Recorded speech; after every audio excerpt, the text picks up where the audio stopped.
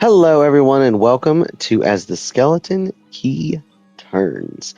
I, of course, am always your host, Greg, joined by the other host, Christina, and we are here to tantalize the paranormal, explore the weird, and see what's behind every single door.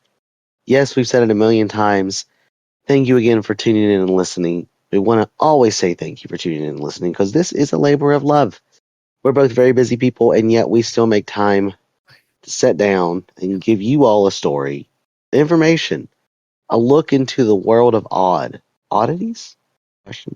Put your tinfoil hats on, folks, but not today. You actually don't need your tinfoil hats. You can put them down, put them in the closet, keep them away for safekeeping for the next time. As always, we are partnered with a couple programs, so we have our links for those programs on our Facebook. Please, if you want to support us, please buy from those with our link and or code, and you'll get a little bit of a perk for supporting us, and that perk is you support us because we're broke. We're really broke. Like, I ate shoe soup the other night for dinner. It's okay. It was Nike flavored. It was actually pretty good. The rubber wasn't that bad, but the feces made it. Bon appetit. But anyways, yet again, thank you, of course, for tuning in. We greatly appreciate it. So I'm going to go ahead and let Christina take it away, and we'll go ahead and get on into the episode.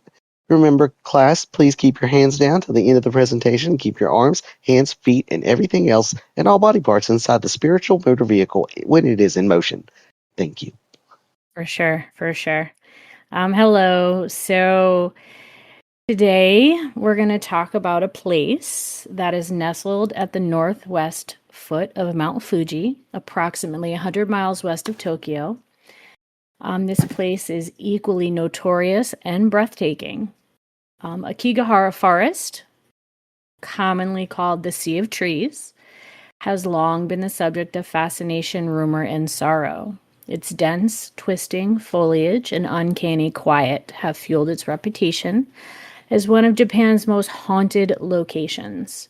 So in this episode, we want to explore some history, some geology, and then the tragic associations of Aokigahara, as well as some evidence that I found through documentaries, overnight investigations, and just everything I could find. So firstly, I want you to close your eyes and do a visualization with me. So imagine this. You make your way off the busy street into a large parking lot. There may be several cars there as the sun is high in the sky. You take note of the cars that seem to have been sitting there a while. And you also notice a street light at the entrance. You are unaware that this light is motion activated. Near the trailhead, a sign stands as a quiet but sobering warning. In English, it is often translated to say that life is a precious gift from one's parents, urging visitors to think once more of their parents, siblings, and children, and not to suffer alone, but to reach out for help. It is a message meant to stop people in their tracks before they step beneath the trees. So the entrance of Aokigahara does not announce itself with grandeur. Instead, it seems to pull you inward almost quietly. The path narrows beneath a ceiling of interwoven branches where daylight filters through in thin, muted beams and falls across the ground in pale, uneven patches. Moss clings to black volcanic rock, softening its jagged edges, and roots twist across the earth like old, weathered veins. The air feels cooler the moment you step into the canopy, deep, still, and faintly earthy, carrying the scent of wet bark and leaves.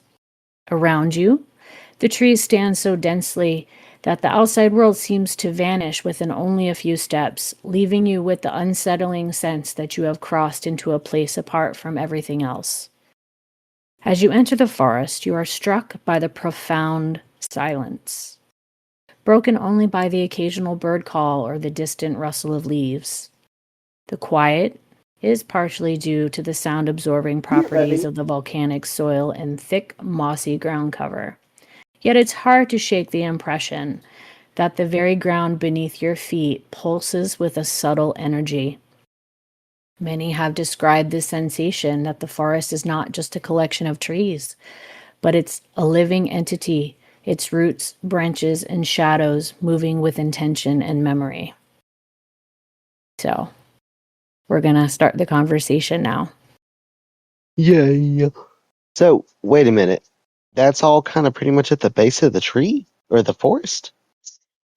It's just describing kind of how the forest is as soon as you step off that parking lot and go into the forest. I know I've seen plenty of videos, and I think, who was it? Notable YouTuber, Exploring with Josh is one of my favorite YouTubers, and the Proper People. Both are very good, but Exploring with Josh is where I first learned about the suicide forest. Not from the incident that we're not going to name, he who shall not be named, because that just would stir up conversation. But yeah, but Exploring with Josh had a really interesting video on it, and I remember kind of like the way he shot the forest, at least at the entrance of the forest. It looks like, of course it's a forest, it's dense, but it Right. looks like it turns into pitch black night. Like it can be bright as day outside. I mean, sun shining, birds chirping, the cherry blossoms are blooming, everything Japan, the kawaii deer are running around, and then you look at the suicide forest and you just see black. It's just void of anything that would represent life. I mean, it's pretty green in there with moss and the trees, but yeah, that's partially due to the fact that it is on a lava bed. So Ooh, Mount Fuji erupted in 864 AD, and that basalt beneath the forest floor is very, very porous, and it makes it very uneven, and there's caves and fissures, and the soil is very nutrient poor, so it's a lot of ferns, moss, shade loving plants, because it is pretty dark in there, right? right. And that lava is high in iron as well, so they say that it can mess with your compasses. Hmm. So that's why they say don't go off the path. Part of the reason, don't go off the path. Well, and I'm sure the other part of the reason is, its Right. name precedes it as the suicide forest. So, you Right. know, and that's the other thing, by the way, to the algorithm that be and the powers of technology, suicide. That's right. Unaliving. Death. We do not say unalive. It is what it is. Stop being a It butthurt is, yeah. snowflake. Grow the fuck up. But no, seriously. See, I knew, the base of Mount Fuji, was expansive, but I didn't think that it was expansive to the point of. There's one thing Josh did not say in his video is, he said he could see Mount Fuji, but he did not correlate Mount Fuji with the forest itself. Right. Yeah, and it's directly there. Like it's right there. You're not going to see it from the forest obviously because it's so thickly canopied, but yeah, I mean it's like it created all these caves and stuff there. So like I know we're talking about it like it's a scary place, but it's really a beautiful place. There's several things there. I mean, you can just go there and hike and all that stuff and you will have, I mean, it's gorgeous. It's just gorgeous. There's an ice cave, there's the wind cave, like there's so many beautiful things, but it is also illegal to go off the path. So, yeah, Wait, so you can't go off the. no.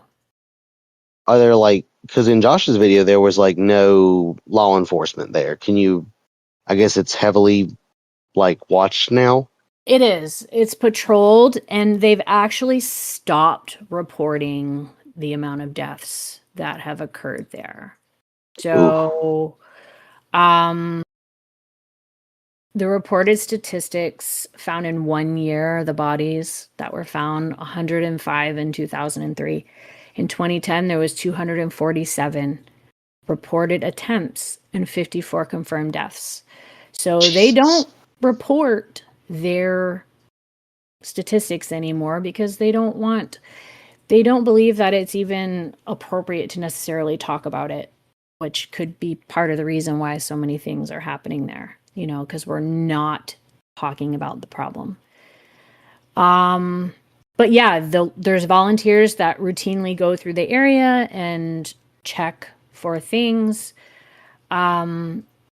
Police are there, and like I mentioned in the visualization, there is that light at the entrance there that is motion activated so that people can be alerted when someone may be entering the forest at night. Hmm. It's interesting. I know that, what was it? I was reading a little bit on this, right? Well, not a little bit, but a lot of it, but like little sections and stuff that I was reading. I was reading that the majority of those that enter said, suicide forest are actually businessmen and businesswomen. Now, of Yes, course, Japan has a high work, no life balance. I guess you could say not even a balance. But very with that being, stressful. yeah, that being said, a lot of the men and women who, just pretty much have been fed up with life and work and stuff, they are the ones who are primarily there. But the the big thing is they're sneaking into the forest in other ways, and they're going either in tourist clothes or they're going in photographer clothes, Mm-hmm. something to offset the police and everything else like that. Because I don't think that they're necessarily not talking about it to a fault, but I think they're not talking about it for a purpose, right? Like they Right. know, they see someone. I'm sure there's signs. They know that like that person is going to that forest for one of two reasons. One of three reasons. One, to volunteer to help those find the lost souls. Mm-hmm. Two, to actually be part of a lost soul. Or Right. three, they're just exploring the forest. But Right. I was reading, somewhere that the majority of those suicides, unfortunately, are those who work in general high corporate business environments. Yes. High stress.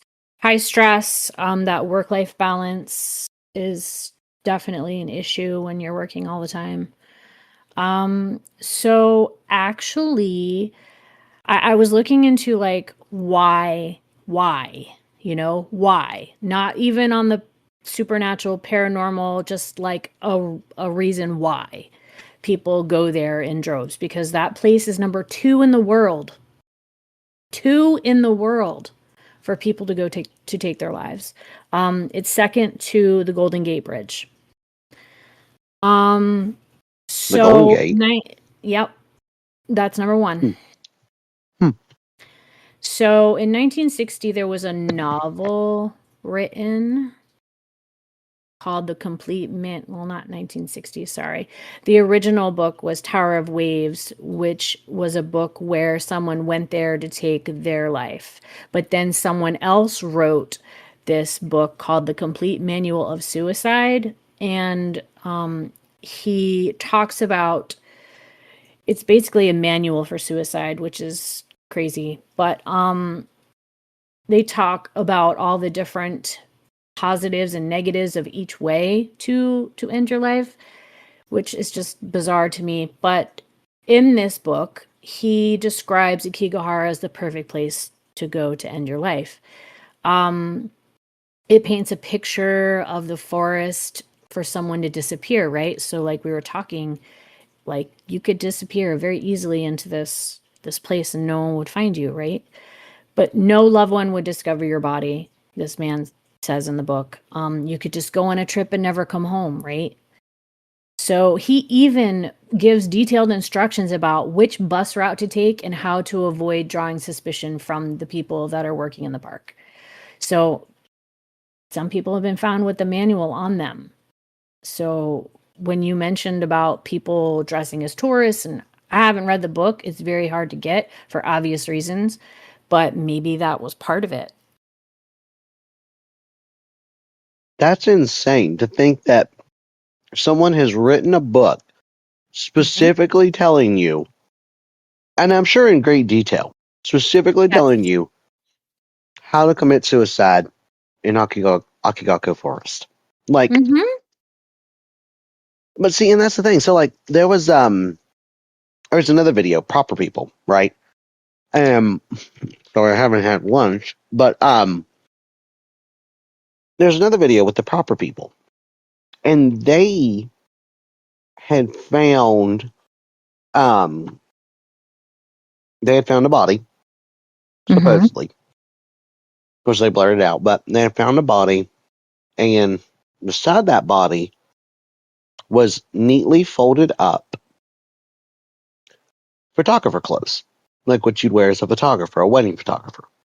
Hmm. But the bones were wearing pajamas. Hmm.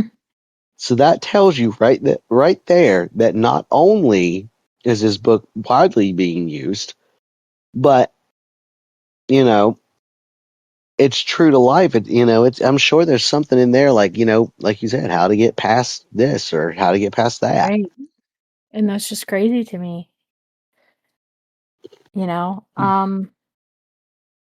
So we haven't talked about the ribbons yet, right? So, and this is like a big thing that the people that are going in there are leaving ribbons or tape to mark their path so that they can find their Yes, way back out if they change their minds. And this has become a focus, right, for the patrol people and local volunteers to look if something is different because they're in this forest all the time, right? And it's ever changing. But I mean, you're going to notice if there's new ribbons. And yeah, they look and they see and fingers crossed that there's nobody at the end of that trail. But they find camps. Sometimes people go out there and camp and not for paranormal reasons, right? They go out there and kind of sit with themselves for a couple of days or whatever. And this isn't just like homeless camps. Like no one's going into this forest as a homeless person, but they're going into there, to think about it before they either change their mind or they, complete whatever thoughts they had. So, and that a lot of these you can see these things. It's they say don't go off the path. That's another reason right, don't go off the path. But um it's so dense there though that there have been people found like not far from the path. right. They step what, probably 40, 50 yards, and they're right there. And people don't even see them unless you're looking for them. Um the primary way unfortunately is hanging, so there's a lot of that happens. But it's just terrifying. Terrifying. So I found the book digitally Oh, by Kanzen Jisatsu Mani Mani Uraru. Wow, that is really hard. The Complete Suicide Manual. You can download it from Goodreads. Does cost money, but I have found the book. I have found a digital copy of the book. has it been translated? I'm very curious. Um, let's see if I can preview it real quick. No, has not been Okay. translated. So maybe it's best that way. Definitely. I mean, the internet exists.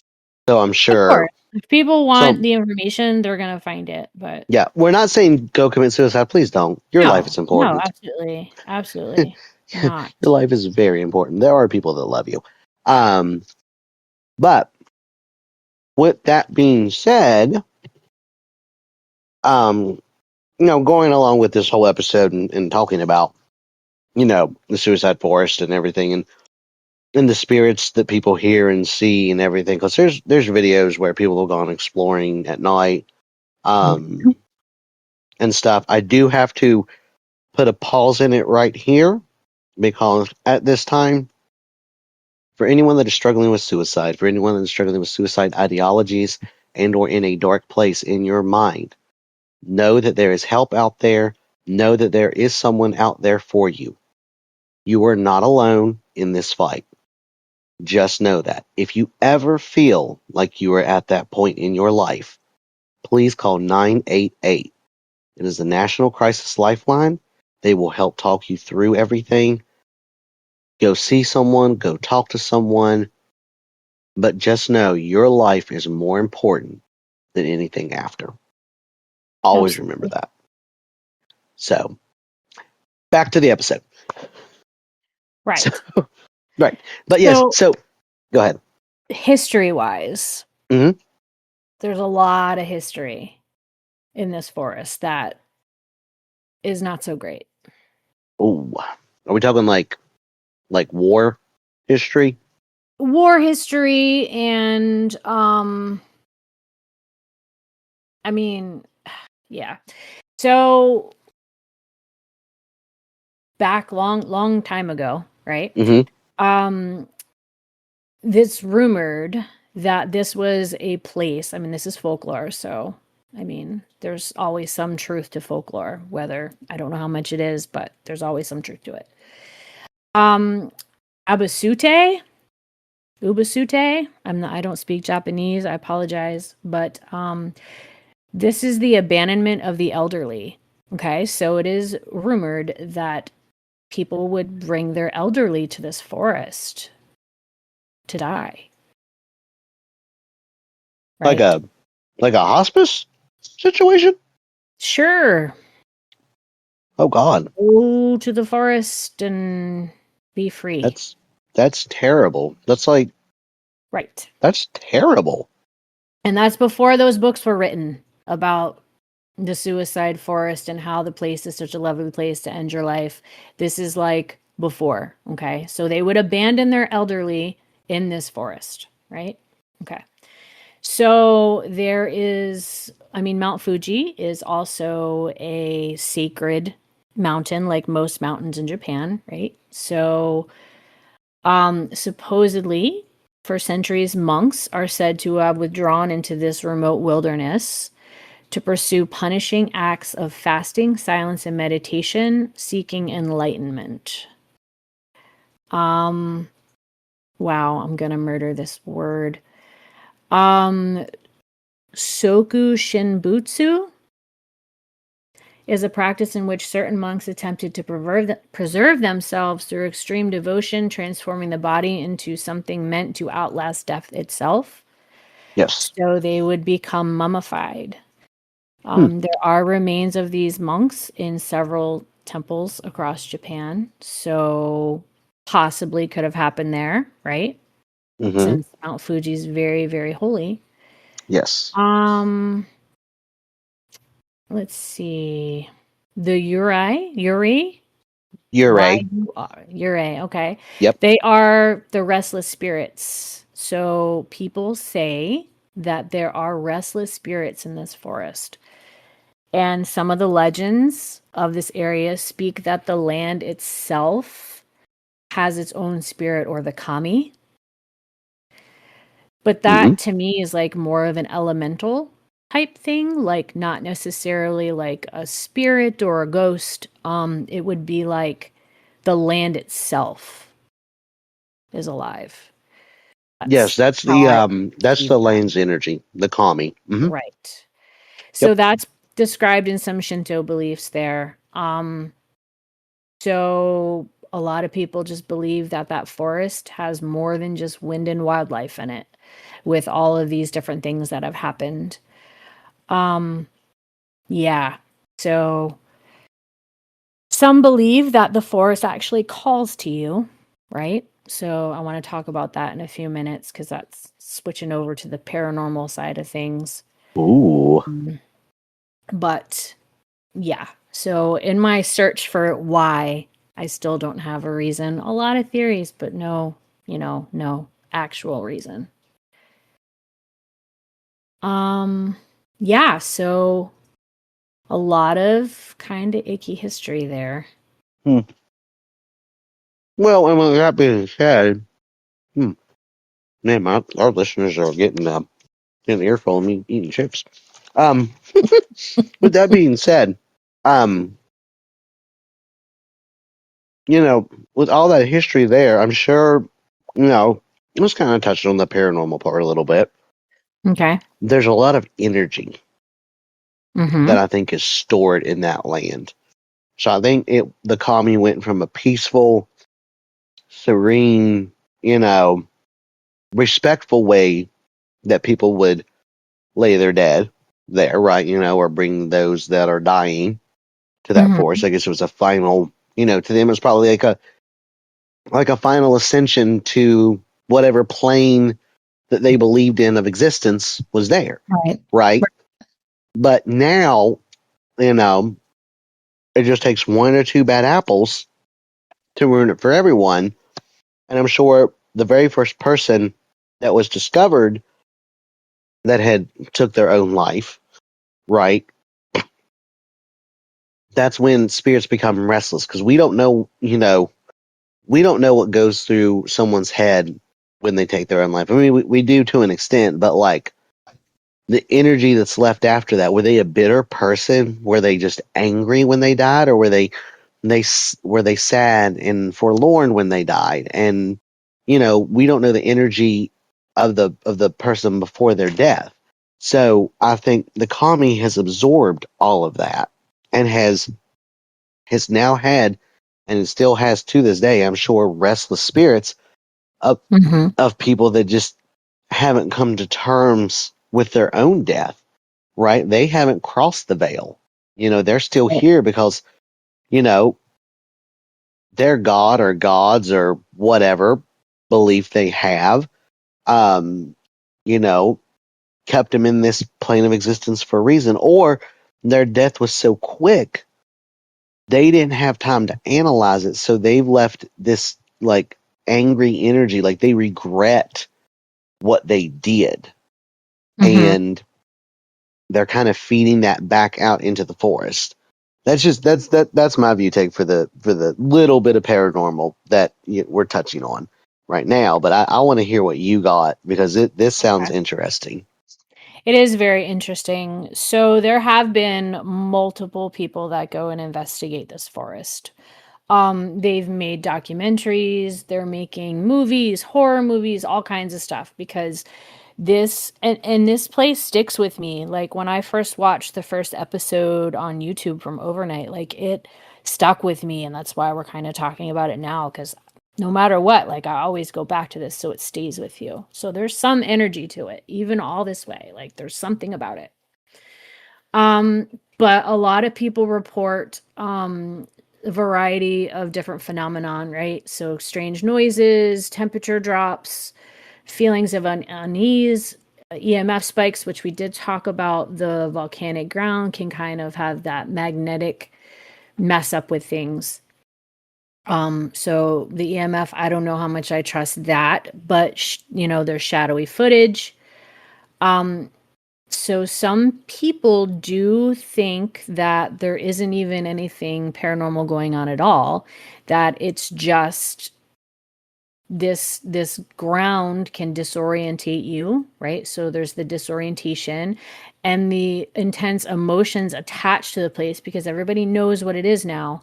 So you go in there and your mind might be playing tricks on you. But I've watched episodes of things and I think differently.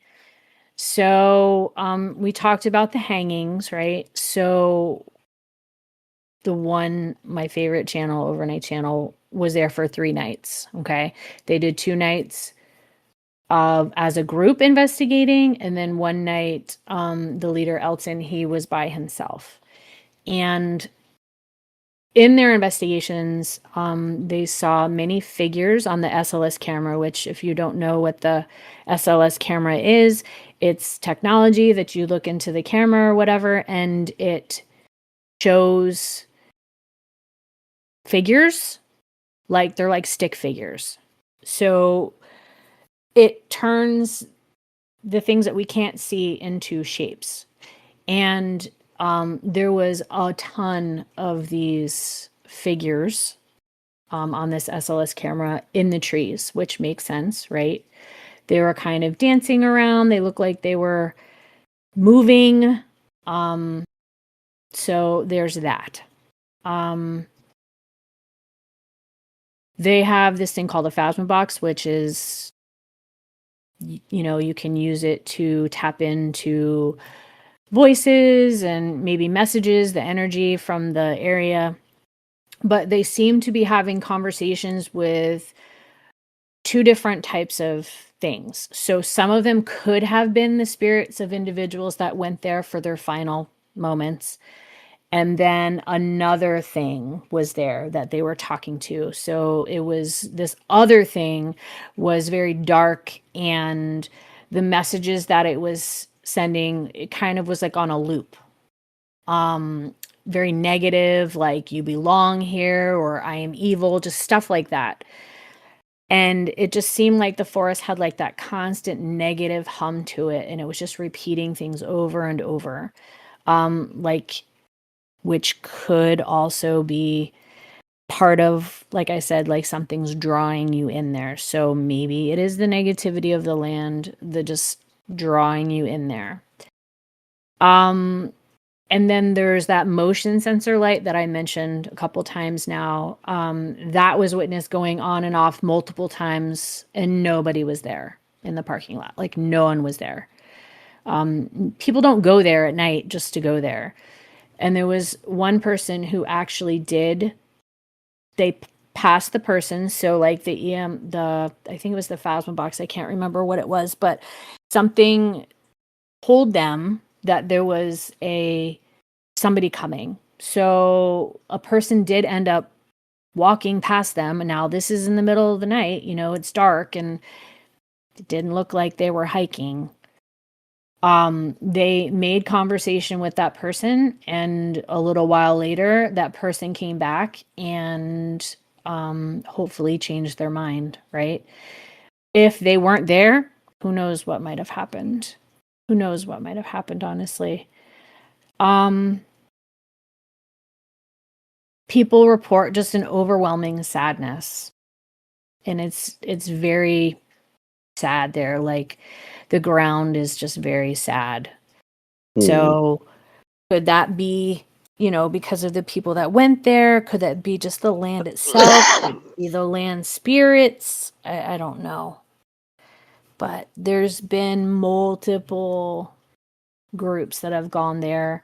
That one person that we're not going to name went there, right, to do an overnight just like that. Yep. And everything went wrong. And that just kind of shows the frequency of which these things are happening. Oh, absolutely. Yeah, but Absolutely. Yeah, no, when that person went there, I think it was and I'm not right. I don't know this person personally. And I don't right. think a lot of us do, right? But I think, you know, um I think it was more of a stunt than anything. Do you think so? Because I was wondering if it was just ignorance, if it was um just ignorance and stupidity, if it was trying to get views, which is awful, or was just I mean, you know where you are, right? Like you're not Right. going into the Withlacoochee National Forest planning on doing a little night hike. Like you know where you are. Oh, absolutely. So I, you know, trying to I, give the benefit of the doubt, would it be well, just shock? and But that's there's kind of what, editing, right? There's editing that happens. Or right. was it So, live? like, no, it was edited. It was not live. Well, No, actually, then, no, it was live. And then people, of course, clipped the mhm. video.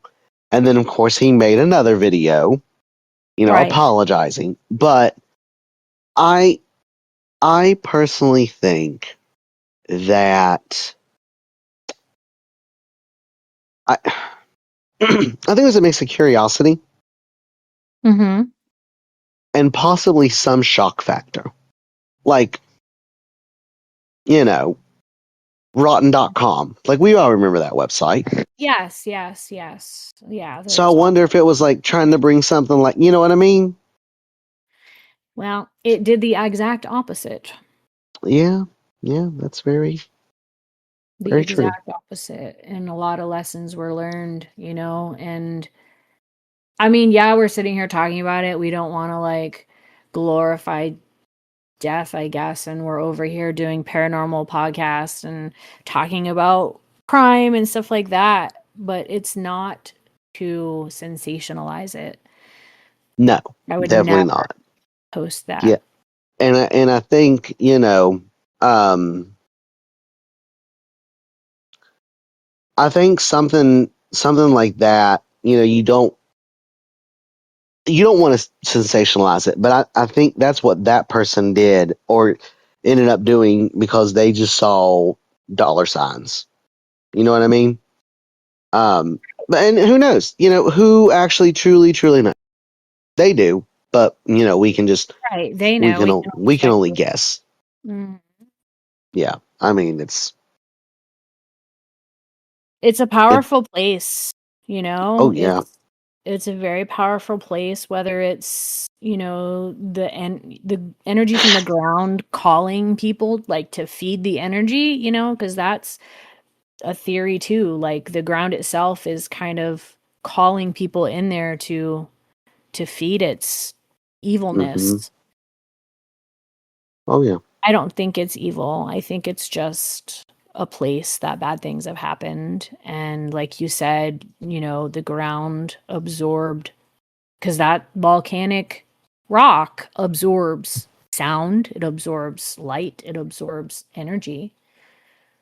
oh yeah, So, um, clearly the people who brought their families there, to live the ends of their life, felt the place was special. I yeah. mean, I wouldn't just take somebody, I would never do that anyways, but whatever cultural reasoning that was, I'm sure they wouldn't just take somebody somewhere that was icky. No, I wouldn't think so. But I mean, it's interesting to think that you know at one point that's their norm. Right. It baffles my mind. To the point of where you just go, wait, what? And Huh? you just, Right. Like, yeah, what? you're like, that makes, it's like, it makes no sense to me, but to them, it makes perfect sense. And who knows what, we were doing in America or what have you. I'm sure there's some bizarre stuff that was going on back in the day with us too. We just don't hear about it. oh yeah. Well, you know that. I mean, like, let's go ahead and let's turn back to an old episode of ours, our conspiracy theory episode. There's Yes. tons of shit Yes. that, you know, it's just like it is what it is. But you don't ever really sit down and think like, man, like we did some weird shit. But like we're looking at the rest of the world, including Japan, going, you mean to tell me you took your people out there and just dropped a Right. force and said bye, have a nice day, love you? Right. I mean, I guess it's similar to like the Greeks, with the babies, you know, when someone was born with a disability, they weren't fit to put their energy into, I guess. So it's similar to that. I don't know. Yeah, yeah, I yeah. don't know. That's I mean, and I guess back in the day, you know, they didn't have nursing homes, so no, and nursing homes didn't come around to the turn of the century. right. Um, Well, after our asylums were yeah. Oh, those asylums. yes. You fart too much, asylum. You breathe the wrong way, asylum. Yeah. You I start don't like the licking, way you looked at me. yeah, Silent. asylum. Yeah. You lick crayons, oh, that's definitely asylum. Yes. Yes. So Crayon liquor. I don't know. I mean, if you could even go deeper and I mean, is it aliens? I don't know. Yeah, Heard yeah, that one too. yeah. So I don't know. Yeah. Well, But the place is definitely notorious. It's gorgeous, it's beautiful, but it's that scary kind of beautiful right. for sure. For sure. Well, well, this has definitely been an eye opener of an episode. Definitely one. Like I said, please don't do it. I'm not joking. Just don't do it. Don't do Yeah, it. and reach out, talk to somebody. Um, If you live in the region of Japan, anywhere in Japan, and actually this goes for anywhere in Asia, you can call TEL Lifeline 0357740992. Of course, Americans, you can't call that number unless you want to rack up a really high bill, and then they're going to be right. worried about you. But Right. on that note, I think this has been a pretty good episode. I'm actually very pleased with it. Very pleased with the information I learned too. But on that note, folks, thank you again for listening. Please, like Christina and I said, if you are at that point, reach out to someone, talk to someone, even if it's just for 5 minutes, you know. And for those that are getting reached out to, listen to your friends, listen to your family. Sometimes, hey, how are you is a cry for help, or hey, you want to go grab ice cream? You know, offer to Yeah. just be there for someone. Yes, in my line of work, you just can never tell what someone's going through, right? And there's a lot of different things that happen before the final thing. So if anybody just seems odd, just check on your people. Check on Yeah. your people. That's all.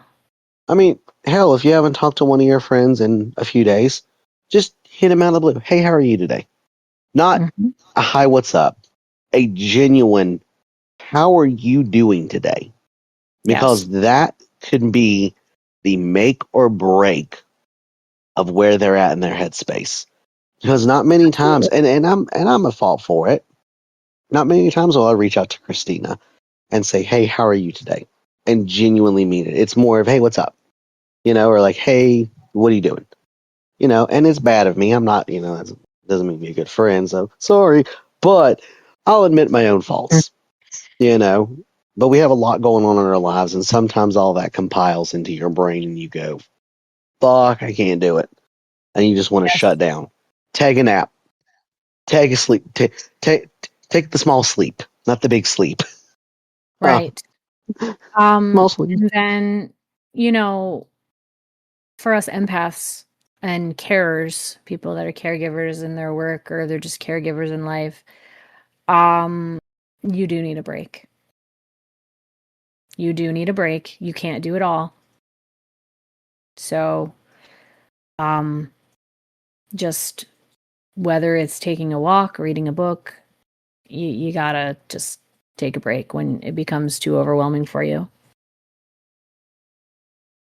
Yes, know the signs of when your cup is very, very full. Um, you know, and it's okay to say, you know, I need space. It's okay Hmm. to to let everyone know. Just don't shut yourself off from the world, because then you become a statistic. But it's okay Right. to just kind of shut down, turn the phone off, just relax, or just Mhm. scroll and put yourself on do not disturb. That way you don't see any of the notifications. You don't, you're just doom scrolling, or Right. read, or walk, or go Anything. smoke. Swim Anything, and anything. You make anything to help you something. Take a know. shower. Yeah, let yourself relearn who you are Yes. outside of being the help for everyone else. Because if you Right. forget who you are, then you can't help like you used to, and it No. shows. Yes. I always tell the people I take care of, it's okay to feel those feelings, right? You're going to feel the way that you feel, right? And your feelings are valid. You can feel those feelings, but you can't stay there. Yep, you cannot stay there. So that's kind of how I nurse. All right, let's go through it, but you can't stay there. We Yep. gotta move on. So Well, folks, yeah, on that note, thank you again for tuning in. We appreciate it. thank you. Uh, yes, this has been, of course, a wonderful episode. And if you're wondering about where we can be found and followed, if you have not already found and followed us, or you want to share it with your friends, or your friends want to share it with their friends, or want to share it with Graham before she goes on her trip to Japan, Please share. um, with Graham. Maybe Graham's had too much. She's tired of it all. Damn it, Graham! I told you to lay off the crackers and the honeysuckles. But anyways, yes, we are on YouTube. We are on TikTok. We are on Spotify, of course. That's how you're listening to us. We are on Facebook as well. However, we do ask, use the YouTube share link more. Share more from YouTube, because we're just saying YouTube's got a pretty good thing going on. Not saying it's the best, but it's got a good thing going on. Also, don't forget our affiliate links. Those are our affiliate programs. Remember, you do support us if you buy from those shops. So that is your contribution to the show. If you have any questions about those contributions, or you want to know more about those contributions and how you can donate more or possibly help other businesses out, please don't hesitate to reach out. Also, yet again, please, if you are ever feeling in a spot where you are not safe for yourself or for others, please call 988. They are the crisis help hotline. They will walk you through everything. They will take care of you. There is no shame in that. Do not feel ashamed. Do not feel burdened. You are not a burden. So just remember that. We thank you again so much from the bottom of our hearts for supporting, listening to us, and being with us on this very tiny start of a journey, because holy crap, this is a lot. But when we signed up for it, we said, fuck it, let's do it, because we're both tired of being poor and eating shoe soup. I can't have another shoelace for breakfast. I think I'll die. Ooh. Um, it impacted me, man. I had to go to the hospital, and I had to get a thing shoved up my butt, and there's this camera and this claw. It's like a claw machine. So you're a nurse though, so you know about impaction. I'm sure you've seen impaction in the worst ways possible. Um, but I'm yeah, a psych nurse. We don't do that. you don't get anyone coming in already impacted. They go back to the hospital. If No, there's something like that, we don't do that. you're like, no, we don't touch the poop. Where the poop is not what we do.